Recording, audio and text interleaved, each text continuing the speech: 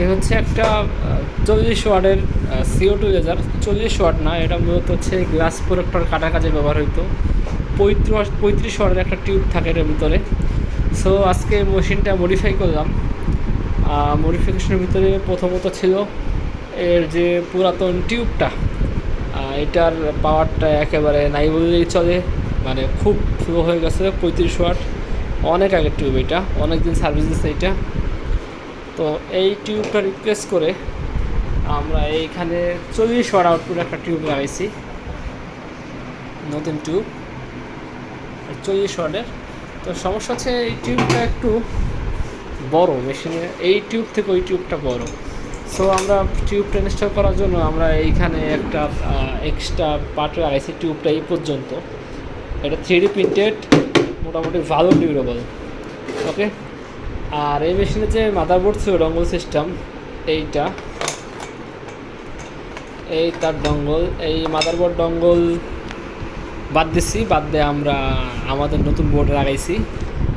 Display সহকারে আসে এইটা ডিসপ্লে, আর এইখানে এসডি কার্ড স্লট আছে, আমি পাওয়ার দিই।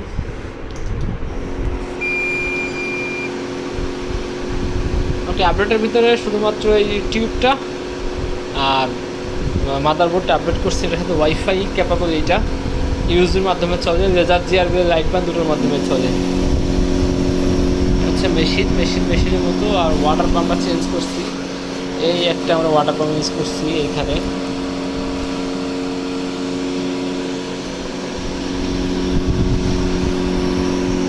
আর ডিসপ্লের মাধ্যমে পুরো ফটো করা যায়।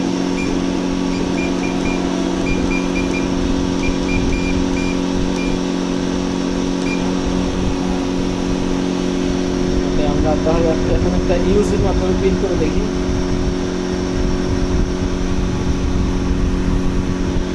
হচ্ছে ইউএসবি। ওকে, এখন বেশ কিছু কাজ বাকি। যদি আমরা ইউএসবির মাধ্যমে একটা কাট আউট দেই, অনেকগুলো কাটছি আমরা। ফ্লাইবোর্ড 3 মিলি, এই বোর্ডটাকে যদি কাট আউট দেয় আপাতত,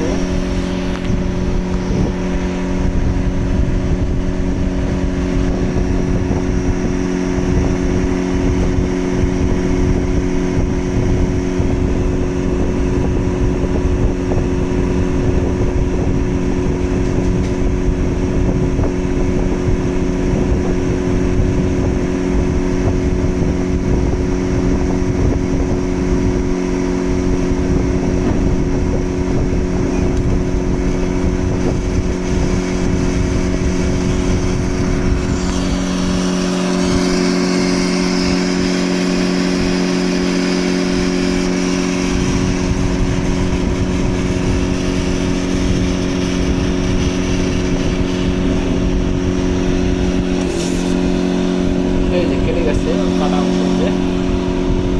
খুব ইজিলি কাটতেছে, আগে কিন্তু পারতো না আগের টিউবে। ওকে, হচ্ছে মেশিন।